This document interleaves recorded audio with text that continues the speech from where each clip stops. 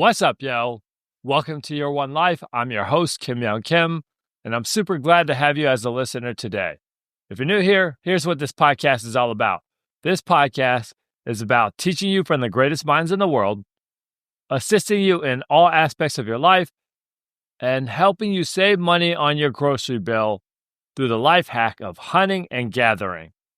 If it was good enough for our ancestors, it's good enough for us.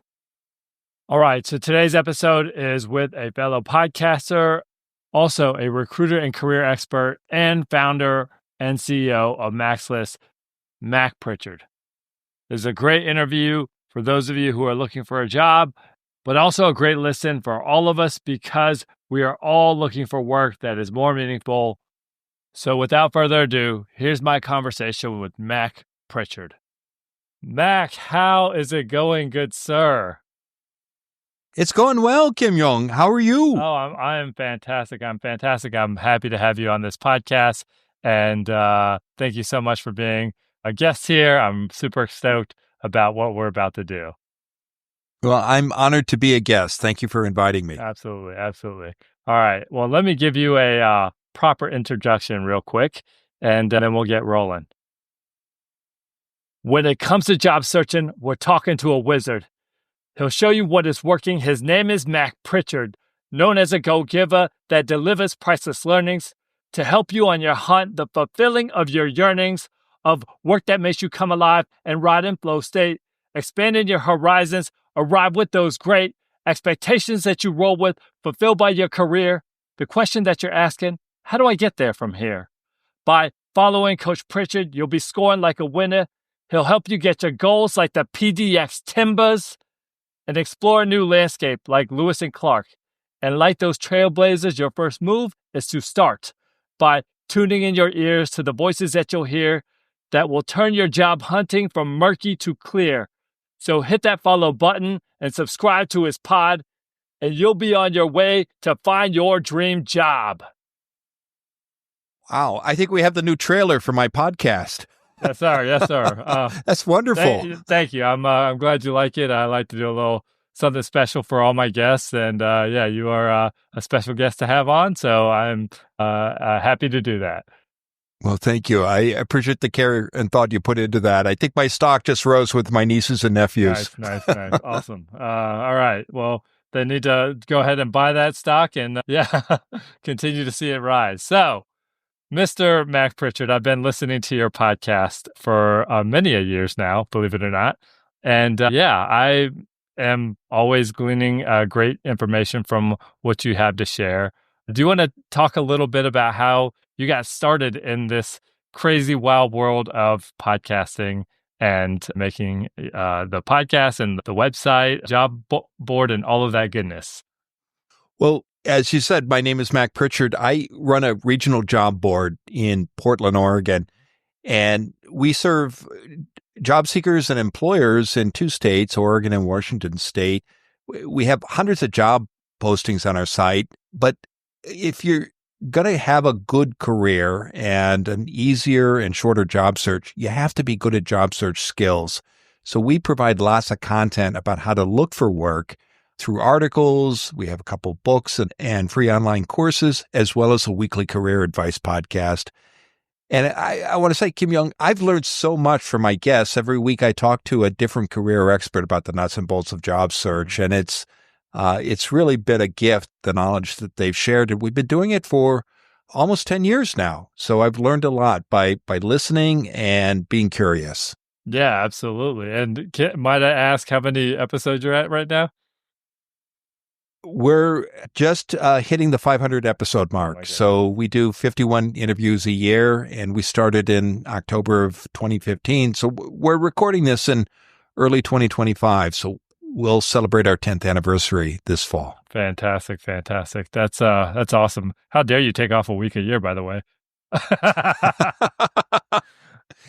Yeah, I think we should all take time for ourselves, our family, and friends, especially during the holidays. And as somebody who used to work a lot all the time, it took me longer than it should have to learn that lesson. So no, that's great. I am a fan of the rest, and you'll see that in my podcast as well. So here is I want to paint this scenario real quick for you, and I want to get your insight on what to do, considering the fact that Macklemore, the rapper, right? He takes over the domain called Maxlist. He says it's mine now, eminent domain, something like that. He turns it into a website full of rappers he thinks he's better than. So you no longer have Maxlist. It's all gone. Then podcasting all of a sudden goes out of style. People are no longer consuming podcasts. You only get to do TikToks and you've got to get your dance on. So essentially what I'm saying is your whole enterprise is gone. Your podcast is gone. Your website is gone and everything disappears, but you know what you want to do, right? Let's say you found a job that you knew what you want to do. What are the initial steps that you would take to get yourself ready for the job search? Well, I think there's 4 steps every job seeker needs to take. The first is be clear about the job you want. Don't be open to anything. Don't chase jobs that you could do or that might interest you. So that's step 1. Step 2 is know where you want to go. Have a list of target employers. And that list could be 15, 25 organizations. It'll change as you go out and talk to people, but you got to be selective because you can't be all things to all people or all employers. So know what you want, know where you want to go. Third step is know what you offer, know what your skills are and what makes you different. And to be crystal clear about the value of your skills, you want to know what employers want and need and what their problems are. And that brings us to step 4. You need to go out and talk to people. Too many of us sit down at our computer when we're looking for work and we look at job boards like the one I run in Portland, Oregon, or Indeed or LinkedIn. These are all fine sites, but so many jobs are filled through referrals and connections. And the good news is you can create those referrals. You can make those connections, but you got to step away from the computer to do it. And to network effectively with others, you got to know what you want, where you want to go, and what you offer. Because you can't go out and talk to 1,000 different employers. You need to focus on the ones that interest you the most. And if you are able to answer those 4 questions, you're going to have a much more rewarding career and you're going to find that next job a lot faster and easier. Right. Absolutely. Those are all great steps. And speaking of talking to people, right, and networking, where does one even start with that? I mean, obviously, you're going to tell your friends and family that you're on the hunt. That seems important. What else do you do? Because there's 8 billion people on the planet. Like you said, you can't talk to everybody. What do we do? How do we go about it? Well, when you know the job you want and you have a list of 2 or maybe 3 dozen employers that interest you, when you tell people that you're doing a job search, you can be specific. You can say, I'm looking for this kind of position. I'm especially interested in working at company A, B, or C. And when you're specific like that, you make it so much easier for people to help you because they may say, oh, no, I don't know of any opportunities, or I don't know anyone at that organization or that nonprofit. But if they do, they're going to say, oh, I know someone there, or have you talked to so-and-so, or did you know that they just got a new contract or a new grant? And when you get those kinds of specific answers, then you can follow up with specific steps.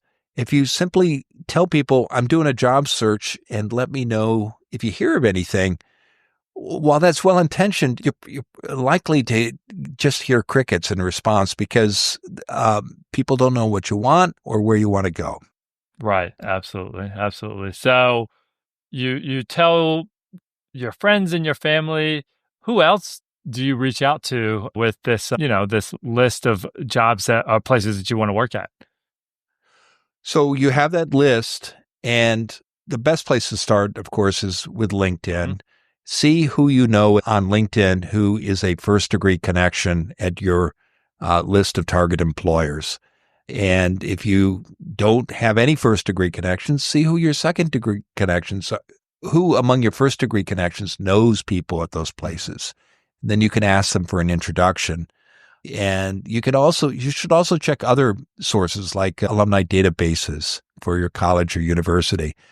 But when you reach out to someone, What you're doing is a research project. You're not asking someone for a job. You want to find out about the culture of that organization, about what their hiring plans are, how they make hiring decisions. You've got 3 or 4 specific questions you want to explore. And when you're approaching that person, you want to ask, again, be specific about what you hope to get out of the conversation and how long it will take and what it will require them to do. So you want to send a brief LinkedIn message or email saying, wonder if you might have 15 to 20 minutes. I'd like to talk to you about the culture and what it's like to work at this place.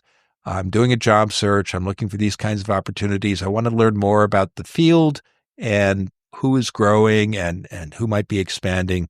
I wonder if we could meet either by Zoom or at your office. I'm available on these days at this time, but I'm happy to work around your schedule.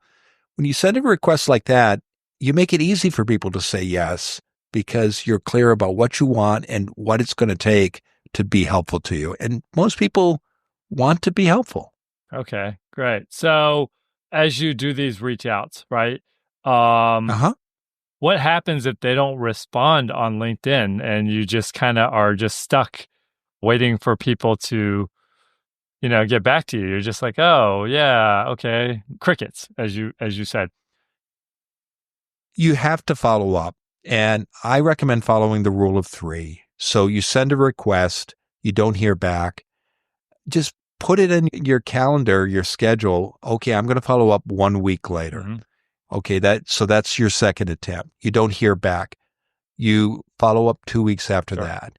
My experience has been that most people will, if they don't respond right away, 70 to 80% will respond when you send that first follow-up message.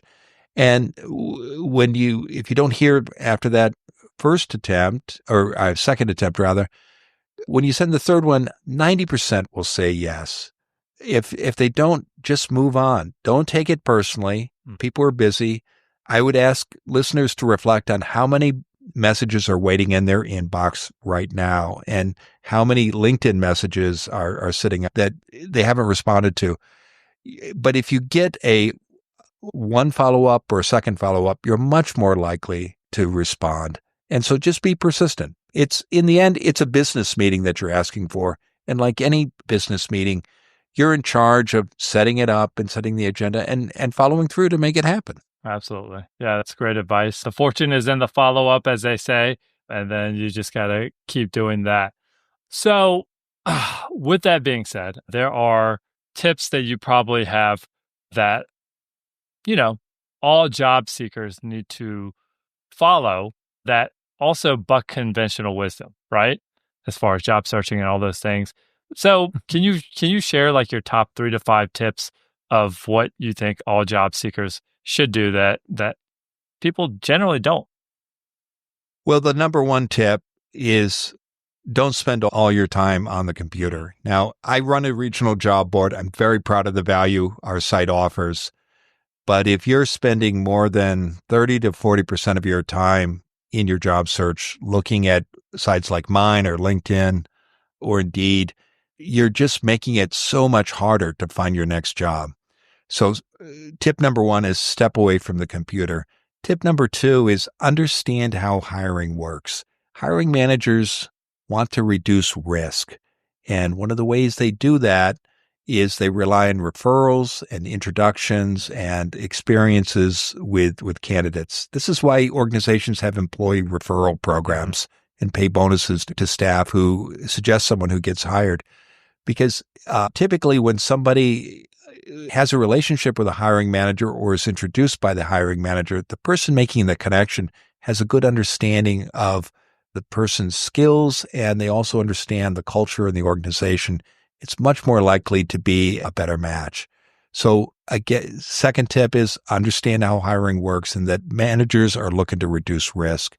Because when a hiring decision goes bad, it's not good for the candidate. It's not good for the organization. Usually takes 3 to 6 months to figure out that a mistake's been made, and all the work that was piling up that had to be done before that person got hired still has to be done, and the organization has to start all over again, as does the candidate who didn't get a good fit. The third tip I would say it really isn't unconventional, but it's just the power of relationships. And this taps in again to referrals and connections. But to leverage relationships strategically, you have to know what your goals are. And to be a good networker, you not only have to ask people for help, you've got to be of service to others. So you need to make time, even during your job search, to help others. And especially when you're in a position, always make time to help others in their career. Those would be my top three. All right. So get off your computer, right? You ever think about, like, by the way, putting some sort of like 20-minute timer and be like, hey, get off Mac's list right now? Right. A pop-up window that says, stop, you need to do more. Don't do just this. So get off your computer, number one. Number two, understand how hiring works. And number three, be of service, right? Yeah. And I would add too, Kim Young, everybody's listening who is listening to this podcast, they have been involved in hiring or they've done hiring themselves.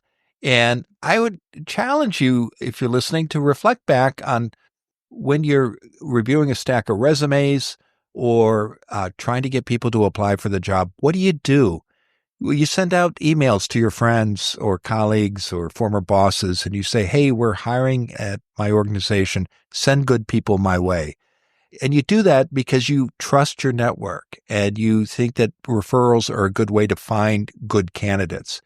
The other thing that I imagine everyone listening has experienced is someone contacts you and says, Kim Young has applied for this job. You should look at his resume. That's not going to get you the job, but it's going to get you more than the typical 7 seconds a recruiter spends looking at a resume, and it will likely lead to an interview. So remember that when you're doing your own job search, and think about to yourself, how can I create those referrals, or how can I make them happen with my existing network? Yeah, most definitely. Most definitely. That's great advice. Let me do a little something with that. Let me see. You should try to get yourself out there and then get a referral to the position, and you might just get in an interview, and you will know that it will pay off if you just network. So just do that as you search. Well said. Yes, it's all about the networking, and the referrals. So, and I would add to that, these are all skills anybody can learn, and you don't have to be a loud extrovert to be successful at these things. Some of the most successful networkers are introverts. You just need to be thoughtful and practice and be strategic. Yeah, absolutely. So, speaking of which, I've been learning so much about the hidden job market through your podcast and through other places. So I do want to talk more about the hidden job market. I think you've touched on it some, because there's the referrals of the jobs. They don't always come out to the public, right? But yeah, go ahead. Sorry. No, that's correct. There are many jobs out there that are never advertised, never posted publicly. No one knows exactly what the number or percentage of positions might be. We could talk about, there are ranges of up to 80%, as low as 20%. Whatever the figure might be, you don't want to miss out on those jobs. And the good news is that through networking and relationships and connecting with others, you can not only find out about those positions, you can make yourself a candidate for them and get them as well. Yeah, absolutely. Do you recommend like hacking into servers as well to like kind of look at the email on the back end, or is that a tip that you? No, you don't need to do that. Okay. And you shouldn't. Okay. All right. I'm going to stop doing that starting today. I think you're running with the word hack here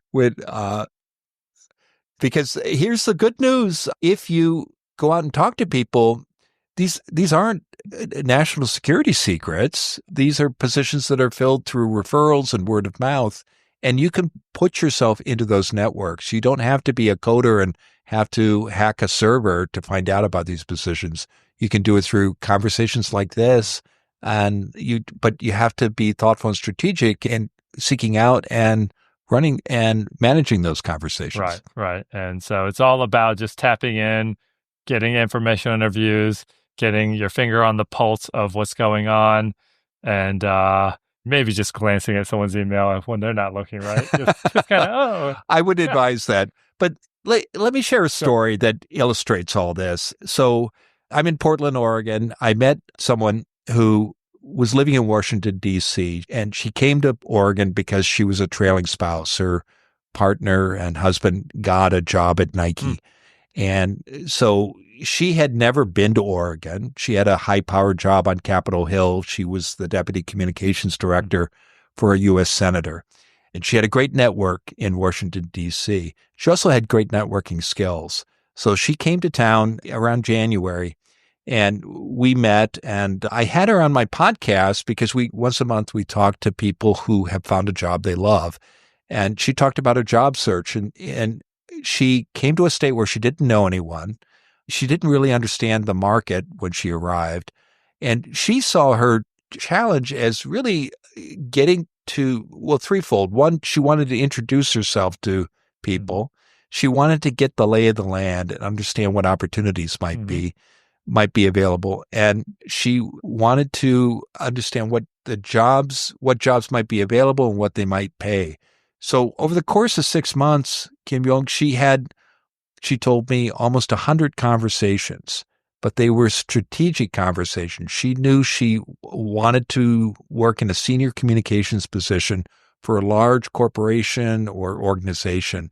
And she eventually targeted utilities. And she ended up getting a great job as a senior communications director at Portland General Electric. And when I would tell people, well, here's somebody who spent 6 months to get a senior corporate position, and she did it through conversations with people in the field, they often will say, well, that sounds like a lot of work and how did she know of those people? Well, the work involved was really no different than sending out 100 applications. Sure. And I meet people who will tell me they've sent out not 100 applications in 6 months, but 2 or 3 or 400. And if you're doing your application properly, you're spending an hour or two putting it together because you got to tweak your resume and your cover letter. And often people who might send out 100 applications, they might get 3 or 4 interviews and eventually an offer. This person, she only interviewed for 3 jobs, but they were 3 jobs that she really wanted.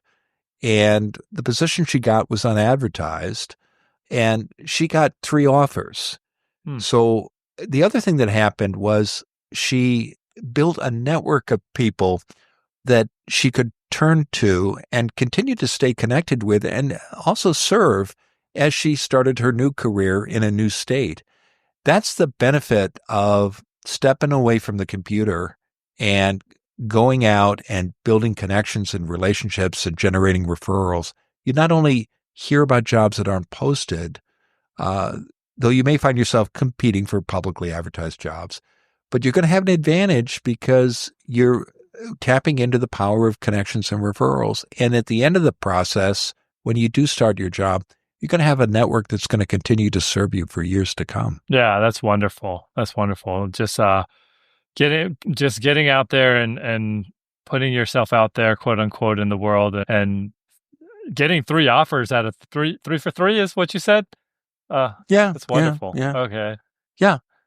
But again, anybody can do this. Most of us, for many listeners, looking for your next job could be an infrequent event. Maybe you've been in the same organization for 10 or 15 years and you've had internal promotions, and then something happens and you find yourself suddenly on the job market.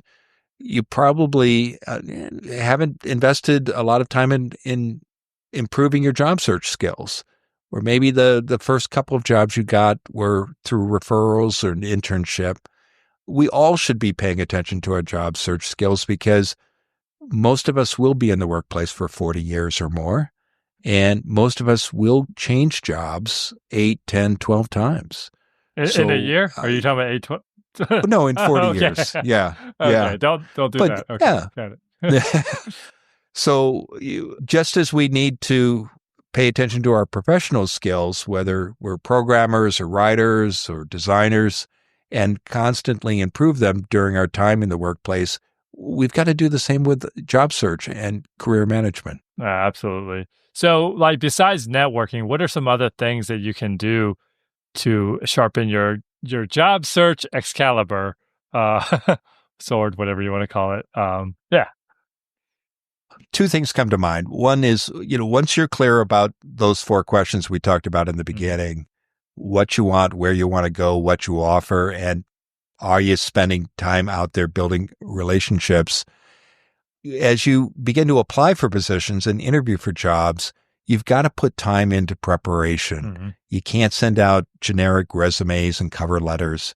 And I'm not a fan of sending out dozens and dozens of applications and hoping that one of them will stick. So you really do need to tweak your resume and your cover letter for every position. And when you do get interviews, you need to prepare in advance. And that means knowing who you're going to meet with, looking at their LinkedIn profiles, looking for common ground you might have, studying the organization's website, talking to people inside that organization about the challenges and problems that employer faces so that you can understand not only what their needs are, but show them that you've got the skills and experiences to solve those problems. And you need to practice beforehand. There are standard questions you're always going to get, and you shouldn't walk into an interview room and wing it. Oh, sure. Yeah, absolutely. And so when we're talking about preparation and practicing I've heard practice your answers out loud, just kind of hearing yourself so that you're not just letting those things bounce around in your head. There's a lot of obvious preparation that you got to do before you interview, but like, what besides their website and things that you can research on them, what other resources are helpful when preparing for a job interview? Particularly, like, I guess digital resources, what I'm referring to. Well, we talked about the website, looking at the LinkedIn profiles of the people you're going to meet. When you get an offer for an interview, it's very customary to say to the scheduler or the recruiter, who will I be meeting with? And write down the names of the people that you are going to see and go to their LinkedIn profile, send them a personal invite saying, looking forward to meeting you next week. In the meantime, I'd welcome the chance to connect with you on LinkedIn. And when you look at their LinkedIn profile, and you can do a quick Google search of them as well, look for common ground. Maybe there's an interest in a sports team, or maybe you went to the same university, or maybe you have family members who did. Maybe there's they express an interest in movies or whatever it is. It gives you that opportunity to mention that when you walk into the interview room to build rapport with your interviewers. And I touched on this. I do want to go back to it.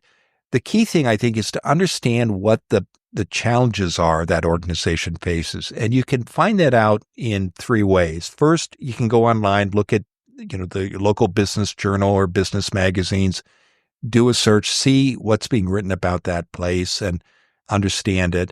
Second, you can look for people that either in your network who are familiar with that organization and ask them about challenges and problems that employer might face. And also, if you have contacts inside the organization, you'll want to talk to them. And the third thing you can do to understand an employer's needs is ask about it in the interview, because we all have an opportunity in that conversation to ask our own questions. And the worst thing you can do is say, I have no questions. What you want to do is start a conversation about that employer's needs.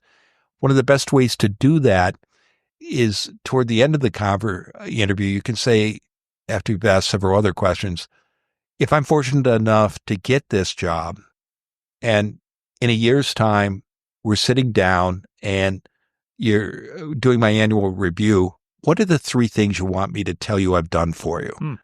And when you ask that question, I guarantee you the manager or the interviewer will lean back, think for a moment, and then she or he will tell you something that's not in the job posting. It's not in the interview questions.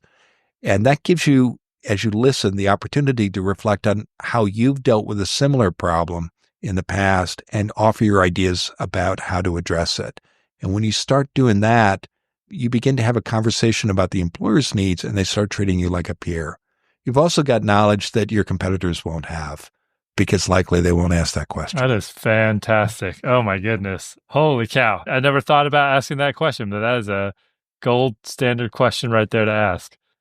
Yeah. And I say this with kindness. We walk into that interview room, all of us, and we're excited about that job. And we're probably thinking, this is a perfect fit for me. And those are good things. You should say that. I'm excited. This is great. This is how it matches with my goals. But in the end, it's about the employer, not about us. And so it's table stakes to say, I'm excited. This is a perfect fit. Your competitors are saying the same thing. And they should. I hope they wouldn't apply for a job that they're not excited about. But how are you going to stand out?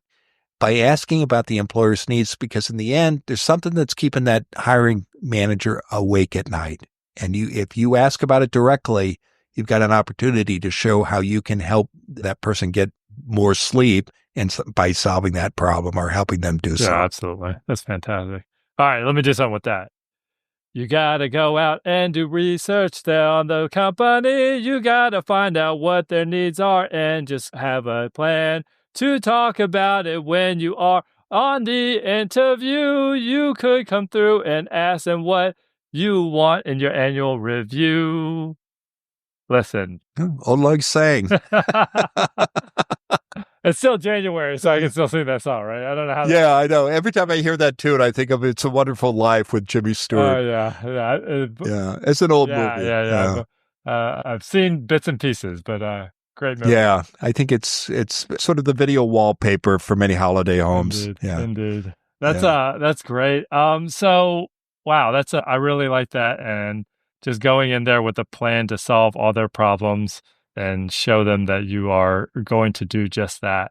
So yeah, I would like to add too that when I describe all this, people might think, well, that takes a lot of time. Well, if it's probably, yes, it will take, you want to invest maybe 2-3 hours in doing the research, preparing answers to questions, talking to your contacts. But this is a life-changing decision if you're going to get this job. So why wouldn't you spend 3-4 hours getting ready for one of the most important business meetings of the year? Mm-hmm. And this goes back to why you should be selective and strategic in where you send your applications, where you invest your networking time, because there are thousands of jobs you could apply for, probably hundreds of jobs you could do. But in the end, there are probably only a few dozen jobs that are going to give you the satisfaction and the reward that's going to make for an enjoyable career.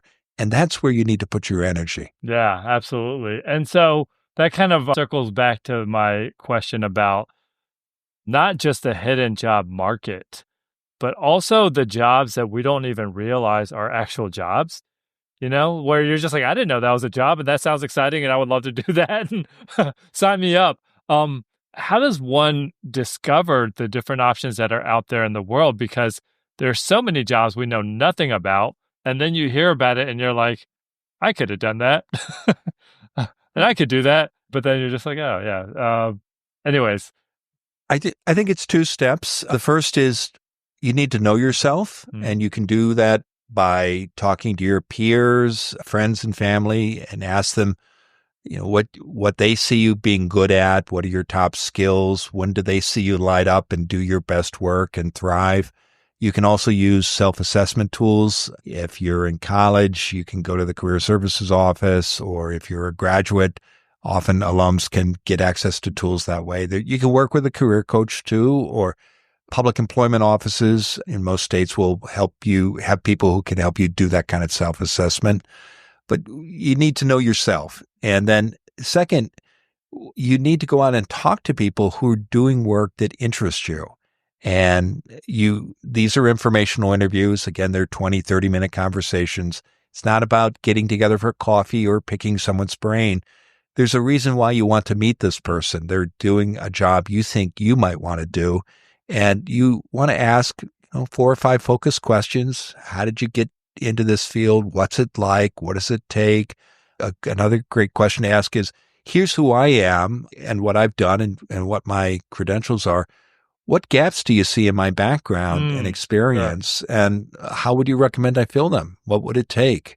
Or how could I best position myself to be a compelling candidate for doing this work? You may be exploring 2 or 3 areas that sound interesting, 2 or 3 jobs, and discover that as you talk to someone who's doing one of those jobs, that's not exciting at all. And that's actually good news because you can cross it off your list and you will find yourself getting excited about other opportunities. And when you're excited about a job, when you apply for it, that really shines through. Remember, most employers are probably talking to 3 to 5 finalists. And in that group of, say, 5, there's probably 1 or 2 people who took the interview thinking, I could do this job. I guess if they offered it to me, I could take it. But they're competing against 1 or 2 people who really want that job. And chances are the 5 of you all have the same qualifications and experiences. It's tough if you're the I could do that job person to compete against somebody who's very excited about it. Sure. So why not focus on what you really want rather than what you could do? Oh, that is the mantra of 2025. I like that. Yeah. Oh. And I will say, sometimes we're between positions. We got to take a job that for paycheck reasons, that's okay. But you need to be focused on why you want that job. It could be that you're doing it for the money for a year or 2 because things aren't going great in your local economy and you got to get your bills paid. Do that, but know why you're doing it, and that will serve you well in the interview and the application process too. Yeah, and don't say I'm just here for the money during the interview. Right. Well, that's why. Yeah, but when you're in that organization, do deliver on your promise, and it's okay to keep looking for your next position because again, we're all going to be in 8, 10, 12 jobs in our 40 years in the workplace. Not every job is going to be a dream job, but if you're taking a paycheck job, which there's a dignity that comes from work that I think makes it even more worthwhile. Just be sure why you're doing it and be committed to doing it well. Yeah, absolutely. And what about if someone were interested in a job, but it's a job that you really can't get unless you do a stepping stone move? What success have you seen with people with that, or what tips do you have on stepping stone jobs? Because, there's certain jobs, there's just that barrier of entry is ridiculous. And once you get your foot in the door, though, you can show them your stuff. And yeah. I think you need to understand what the path to that job is. And it could be there are 3 or 4 steps you need to take that you haven't taken yet. But I also think you need to be clear about what matters to employers. So before you sign up for a coding boot camp or a graduate program, because you think that will lead to the position you want, talk to people who have that job or hiring managers who hire people for that position and ask them what kinds of credentials and experiences are missing from your background and how they recommend you get them. An example that comes to mind, there was a woman who worked in corporate social responsibility here in Portland for Adidas. And she actually grew up on the East Coast in New Jersey. And she knew that when she was in college at Rutgers, and again, she shared this story on our podcast, that what she wanted to do was work for a large sportswear company in the corporate social responsibility department. And she was, I think, 20 when she identified this goal. She went out and talked to people who had those jobs in the New York City area. And she said, this is what I want to do. What kinds of experiences, internships, academic courses am I going to need to get there, and how long will it take? And she told me, built out a 7-year plan based on the feedback she got from people who were doing the work, who were hiring people for that work. And it worked. It took her 7 years to get there. And the work she did along the way was interesting. And it gave her the background, the skills, and the credentials she needed to be a candidate for that opportunity when it opened up. Yeah, that's fantastic. It's called reverse mapping. You figure out where you want to go, and then you work back all the steps you need to get there. And the best way to figure out what that map should look like is talk to people who've made that journey or hire people for those positions and ask them the steps that you need to take to fill in the missing gaps. Don't sign up for an academic course. I'm not knocking graduate programs or training programs until you've had that conversation, because it may be you spend money on a credential and it's not what the employer wants. So figure out what the employer wants first. Mm-hmm. Indeed. Yeah, that's great. And by the way, I listened to, was it Linda Storm? You had Towers. Linda Towers? Oh, yes. I think something Towers. And she gave that advice, think about your career 15 years down the road. Yeah. And I was just like, whoa, 15 years down the road. That was wild. I was like, I'd never really, I mean, obviously we all want to think about, what we do for the rest of our life, but that 15-year marker, yeah. Yeah. When I went to graduate school, it was a mid-career program. The first day they gave us a form, and this is a long time ago. So it was actually, I don't know if you remember carbon forms. Yeah. Okay. So they wanted us, before we signed up for courses, to be clear about our goals. And they said, okay, what do you want to accomplish this semester, in the second semester, 3 years from now, 5 years from now, 15 years from now, 20 years from now? And you had just these boxes where you would fill in a bullet or two. And then they gave a copy to your academic advisor. They gave you a copy to take home. And I don't know what happened to the third copy. But the reason I tell this story is when people come to our reunions every 5 years, some people still bring those sheets, and they actually accomplish the goals that they identified. Now it's been 30 plus years. So it is possible to do that, and maps change. Right. But I think most people have a good idea of where they want to be in 5, 10, 15 years, or beyond, but they struggle with saying it out loud, either because of fear or they're not sure how to get there. But trust your instincts. The plan is probably inside you. Very cool. And as we talk about the plan being inside you and figuring out where you want to go, are there any resources that you recommend that people, you touched on this earlier, like assessments and whatnot. Is there anything that people can order, pick up today? Of course, Land Your Dream Job Anywhere, the book. And, but besides the books that you've written, what else? Well, I think it's invest time in yourself. And if you haven't done career planning, do it. And especially before you start your next job search, spend some time in reflection about where you want to be in 5, 10, 20, 25 years. One exercise to consider is writing your eulogy or at your funeral. What is it that you will want to be remembered for? And if you sit down for an hour or two and write that out, how do you want to be remembered? What will you hope to have accomplished? And you say that in a few hundred words. I think that'll give you a good sense of not only what you want to accomplish professionally, but in your personal life, because work is only part of what we do. It's an important part. But I think having goals is important. And, it's funny. When I was in graduate school, I was in a study group, and we had an instructor who at the end of the term said, okay, goals are important. You've got to know where you want to go and what you want to do. And here are my goals. And it was a government program. He was actually a former governor. Oh, okay. Yeah. Sure.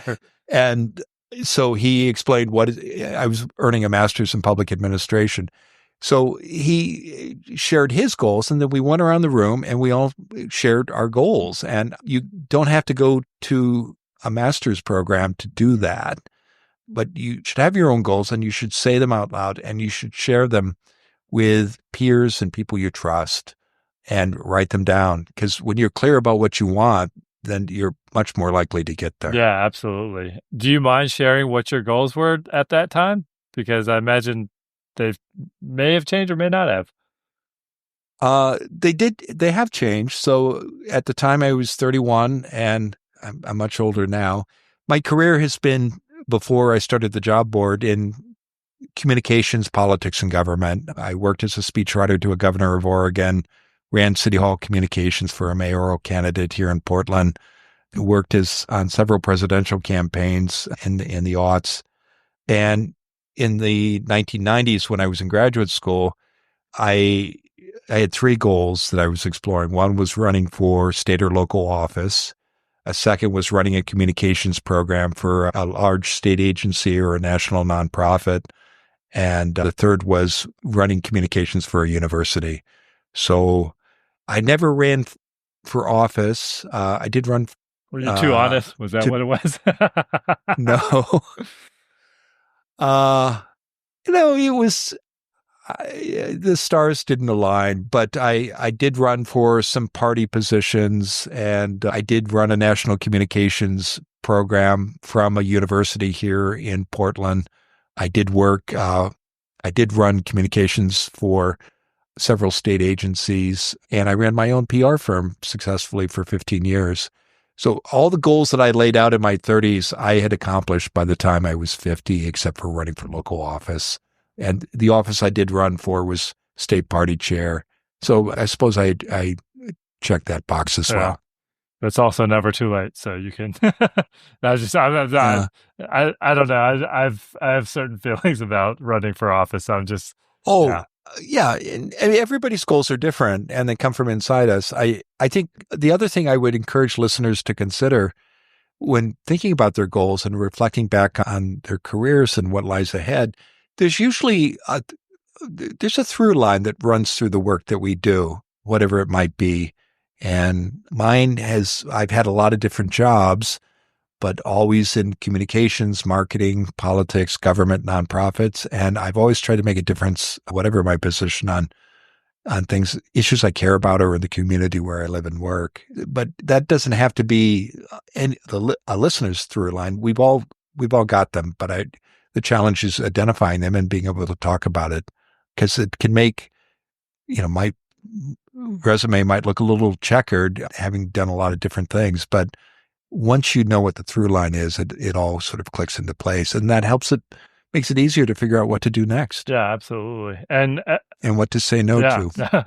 Yeah, that's also very important. So do you recommend, as you stated, writing down your goals and having goals, do you recommend running it by people that know you well to kind of give you feedback on them? Or is that not really a good idea? Because, obviously you don't want to run it by people who are negative, but people who know you well and could really speak into your life, or is that not really something that's super important?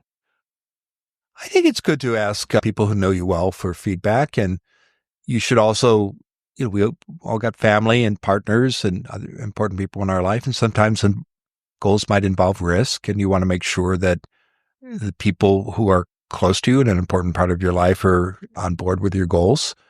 And I think saying goals out loud is challenging for many people because, and we touched on this already, because of fear or uncertainty or not sure how to make them happen.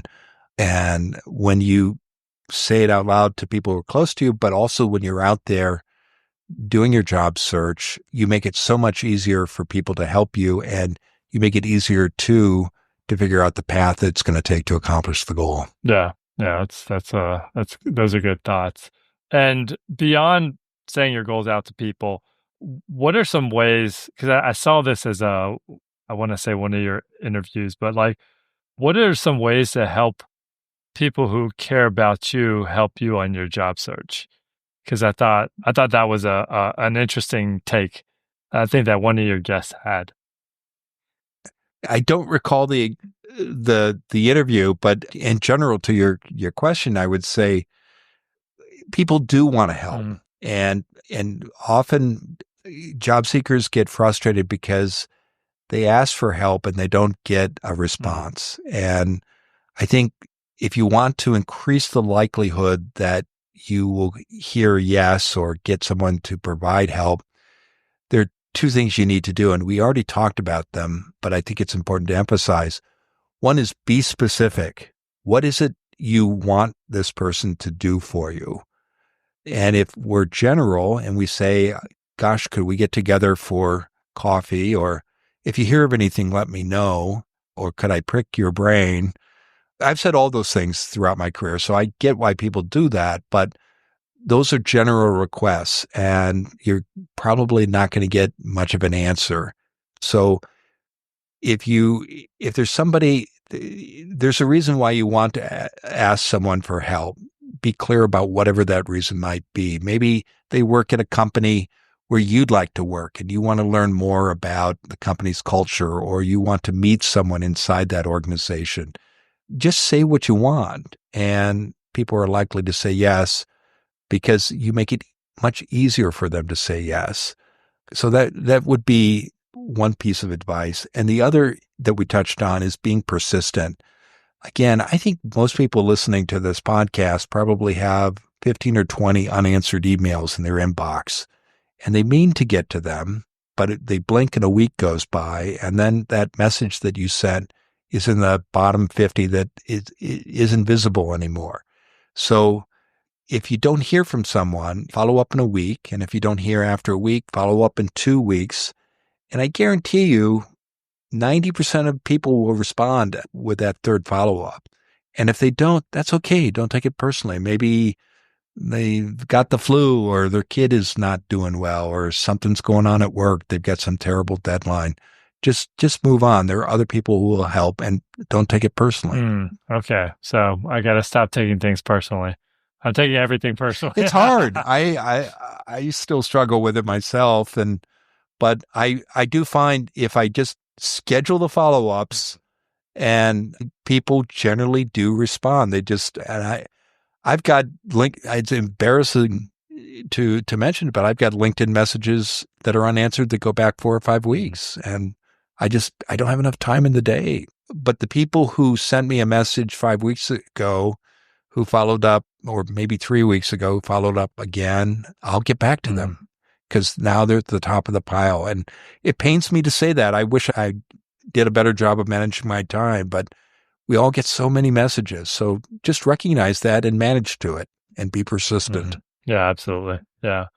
So when we are out there and we're, doing our job search, I know that you've had a number of career coaches on your podcast, and sometimes it's a good idea to get a career coach, but obviously career coaches, cost money. Yeah. And maybe some people can't afford that. So are there other things that kind of, fill the gap to some degree, whether it's like, I don't know, an accountability partner, maybe a lower paid membership that people do at scale? I imagine some career coaches do like that, things like that. Is there anything like that that is helpful? Because, at the end of the day, job searching is a lonely road, and you're doing it by yourself. So what advice you have to that? Join a job club. I don't know if you've talked about these before, but these are organizations usually based in a nonprofit, sometimes in a faith community. They're not religious, that bring together job seekers who meet on a regular basis, typically weekly, and they're typically volunteer mentors who run the clubs. And it gives you a chance to meet other candidates and learn from career experts, but also to exchange leads and strategies and to help each other. And job clubs are free. You can find them all over the United States. The U.S. Department of Labor's website has a directory that you type in a zip code, and it will show you the job clubs in your area. So it's a great way of getting out of the house and connecting with other people, because you're right. Looking for work can be lonely, and it can be dispiriting. Another thing to consider is volunteering. So there's a professional group, whatever your occupation, that likely has a local chapter in your community. And the people who serve on the boards or chair the committees of those organizations are typically prominent in their profession. And so they are great influencers and networkers to get to know. And you can participate in a couple of ways. You can find the local chapter of your professional group and go. Often there's a monthly program or an annual conference. It's a great way to meet people in your field. You can also volunteer to do a project, maybe the monthly lunch, or help out at the registration table, or edit the newsletter. Whatever you do, you'll be connecting with leaders in your profession, in your community. They will see what you do. and think of you when unadvertised jobs come up, but you also get the satisfaction of putting your skills to work and connecting with other people. The final idea, if you're on a budget, you're worried about hiring a career coach. Every state has a public employment office, and there are services available to all residents, including help with your resume. Sometimes they offer their own job clubs, and that's all available at no cost. So if you do want to hire a career coach, as with any vendor, I would suggest you talk to 2 or 3 people and interview them and be specific about what it is you think you're having problems with, what your challenges are. What are your top 3 challenges? Write them down and ask the coach about his or her experience working with clients. And you might even ask for a reference or 2. It's an investment in yourself. Typically a typical engagement is usually a few $100s, maybe upwards of $1,000. If you're working in a professional position, your salary is probably much, much more than that. But to make the most of working with a career coach, be clear about what your challenges are and find somebody who's got a track record of solving those problems. Yeah, absolutely. Yeah, it's great. Pivoting from that, this is something I see all over the place, and we connected on LinkedIn. Should people be putting themselves out there as far as, I just see a lot of people posting about building their professional brand and whatnot and making all these posts that some of it's self-promotion, some of it's like, whatever it is, but I see that a lot. Is that something that people should be doing? And I know that's maybe not like you can't carte blanche say, yeah, everyone should do that or no one should do that or whatever it is. But like we are a personal brand. So how do we market our personal brand is what I'm trying to get at. The first step is look at your digital footprint, Google yourself and see what pops up. And then ask yourself. Mine is Kim Jong-un, by the way. When I Google it's what? Kim Jong-un, the president, North Korean president. Oh, I guess our names are so close that. Oh my! Yeah, it's gosh! Great. But anyway, sorry. Well, yeah, no, it's yeah, that can happen if you have a common name. I think you may want to distinguish yourself by using a middle initial or something else, but see what pops up. And then, yes, you do need to have an active LinkedIn page if you're doing a job search, but you should anyway, because again, you'll likely be out there looking for work in a few years, even if you're happily employed. And so a good LinkedIn page talks about your results. It's complete and it has a photo. You should engage with LinkedIn on a regular basis. That's one way of having a good digital profile. That doesn't mean that you have to write a post every day, but you may want to, if you're doing work, you will want to showcase the work that you're already doing. You can do that by sharing things in the featured column. Maybe you can adapt articles that you're writing already. If you're doing a search, yes, you do want to follow the companies that interest you. You want to comment on the posts of people who are working at organizations that interest you. But this is not something you have to spend an hour a day on. You should, once a week is probably plenty. You just want to have you want to make a favorable impression when an employer both searches for you and you want people to think of you, especially if you're doing a search, because they see that you're active online. Yeah, that's good. That's good. Okay, great. So I don't have to humble brag every day is what you're telling me. No, I don't think you have to do that. Not at all. Just pay attention to the basics. Have a good, active LinkedIn profile. Sometimes if you're in a professional position, you might have a simple one-page website with a few work samples. That's a nice plus. It's not required.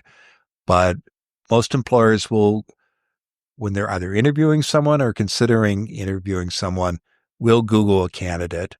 And you want to pay attention to what pops up and make sure that you're putting your best foot forward online. Yeah, absolutely. Absolutely. So I just noticed that we're coming up on time and I want to be respectful of that. Is there something that you kind of wish I had asked you or something that you want to leave on as far as, things that you feel like job seekers just need to hear? Don't wait to be picked. I meet so many candidates who know they want to work at a company or a nonprofit or an agency. And I say, well, who are you talking to over there? Oh, I don't know anyone, or I'm not sure how to approach them, but I look at their careers page every day. Well, it's good that you know what you want, and it's good that you're looking at the careers page. But if you know you want to go there, or at least want to explore the idea of working there, reach out now, because the odds are when a position is posted, probably 75, 100 other people will apply, and then you'll be stuck in a tall stack of applications, hoping that you're going to be picked. Mm-hmm. And you've got a lot to offer, whatever it is you do, and you need to get in front of the hiring managers before a position is posted, or if it is posted, find ways to get their attention outside of an application. And so don't wait to be picked. No, that's a great sentiment to leave on. I am going to write that on backwards on my mirror, perhaps, and look at it every single day. And I just wanted to thank you for your time, Mac. Before we leave, I like to do this little thing called freestyle rapping at the end of my interview. And that's what I'm going to do right now. So, okay, here we go. Yo, I'm here to give you the whole freaking picture. I'm talking about Mac Prichard, this dude right here, talking about things to help you get a job. And that's what I'm saying. Don't be odd. Come through and be specific. That's what I'm saying. You got to be picking yourself all the time like you pick a book up off the shelf, and that is felt. You got to come through with them interviews, informational, so you could say things in the interview that's inside the knowledge. That's what I'm saying. You got to be a scholar. You got to come through and attack the search, and that's what I'm saying. It feels like work, but it's a good investment. That is a blessing. I'll talk about things that you got to do. Just straight learn, just straight do the things that you got to be prepared, be aware of the problems, and that's what I say. You gotta go solve them. You gotta be the person that alleviates their pain, makes them feel the opposite of insane. I'm talking about how you could be the change up in their company now. I'm running freestyles, talk about how to find your dream job. That's what I'm saying. You gotta just keep pursuing all the time, be persistent, grind in your mind. That's what I'm saying, so you can find the job that you want to land up in. And that's what I'm saying. Come through and send many applications, no, just a few. And that's what you got to do. Just keep climbing. And that's what I'm saying. And I'm done rhyming. Spit off the top. And that's how I go. Mac Prichard right there, up in the flow. That is so cool. Thank you. How do you do that? That's wonderful. I practice. I eat my spinach. I drink plenty of water, and I exfoliate. Well, it's all paying off. That's wonderful. Yes, sir. Thank you so much. Well, thank you for your time. I am excited about putting this episode out. How, Mr. Mac Prichard, can the people find you on the interwebs? Come to our website, maxlist.org. We do have a regional job board. Some of the positions are remote, but we also have a library of content for job seekers. There are hundreds of articles there, as I mentioned, as well as our podcast. You can get our podcast, Find Your Dream Job, wherever you download your shows, or you can visit our website, maxlist.org/podcast. Every Wednesday, I talk to a different career expert about the nuts and bolts of job search.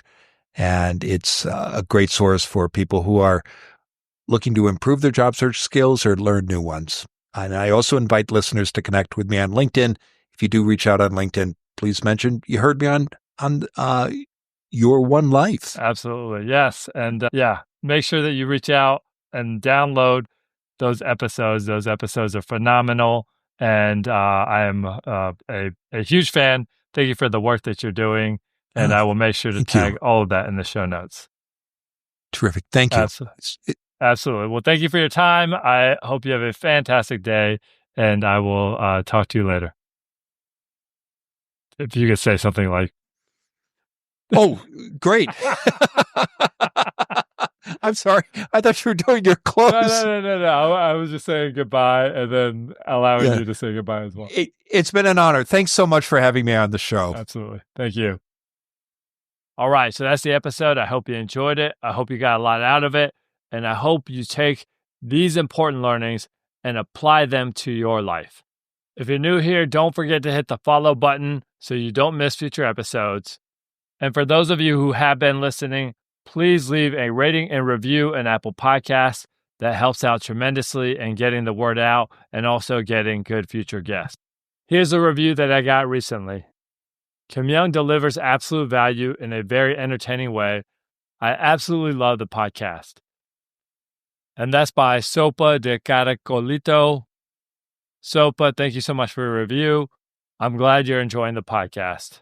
Beyond leaving a rating and review, you can also leave a comment on this episode on Spotify. And of course, you can share the links on your Instagram, Facebook, Snapchat, and any other places you hang out online through your stories and also through your feed. All right, so that's all I got for now. This is Your One Life. I'm Kim Young Kim.